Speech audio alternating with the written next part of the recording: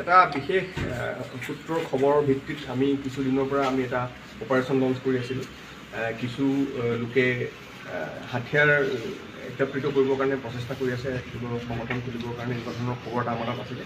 সেইটোৰ ভিত্তিত আমি যোৱা 3 দিনৰ পৰা এটা অপাৰেশ্যন চলাই যোৱাকালি আমি 4জন লোকক কৰায়ত্ব কৰিবলৈ সম্ভৱ হওঁ ধনচিৰি এলেকাৰ পৰা আৰু দিলাংগী এলেকাৰ পৰা, আৰু তেখেতসকলক আমি সোধপোছ কৰি আমাৰ ডিমা হাছাওৰ লগতো আমি যোগাযোগ কৰোঁ, ডিমা হাছাও এছপিৰ লগত, আৰু তেখেতসকলৰ কিছু তথ্য আমি পোৱাৰ পিছত একেলগে আমি জইণ্ট অপাৰেশ্যন কৰি আমি দিলাংগী এলেকাৰ পৰা কিছু আমি অস্ত্ৰ শস্ত্ৰ উদ্ধাৰ কৰিবলৈ সক্ষম হৈছোঁ। তাৰ ভিতৰতে এটা AK-47 ৰাইফল উইথ মেগজিন, 3টা .32 পিষ্টলছ উইথ মেগজিন আৰু 3টা হেণ্ড গ্ৰেনেড আমি উদ্ধাৰ কৰিবলৈ সক্ষম হৈছোঁ। আৰু আমি 4জন লোকক ইতিমধ্যে আমি কৰায়ত্ব কৰি গ্ৰেপ্তাৰ কৰিছোঁ। আমি আৰু তদন্ত অব্যাহত ৰাখিছোঁ। কোনোবা সংগঠন নতুনকৈ কৰাৰ কাৰণে বা কিবা তেনেকুৱা আমি সন্দেহ প্ৰকাশ কৰিছোঁ। এনেকৈ সেইটোৰ ওপৰত আমি এতিয়া বৰ্তমান ইনভেষ্টিগেশ্যন কৰি আছোঁ।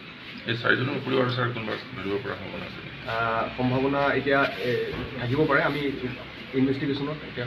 ছাৰ, ডিমা হাছাওত মাজতে আপোনাৰ ছ'চিয়েল মিডিয়াত কেইজনমান ল'ৰাই বিশেষকৈ আৰ্মি পোছাক পিন্ধি পেলাই বিভিন্ন ধৰণৰ মন্তব্য দি আছিলে, তেওঁলোকো এইটোত মানে কেছত জড়িত হ'ব পাৰে নেকি?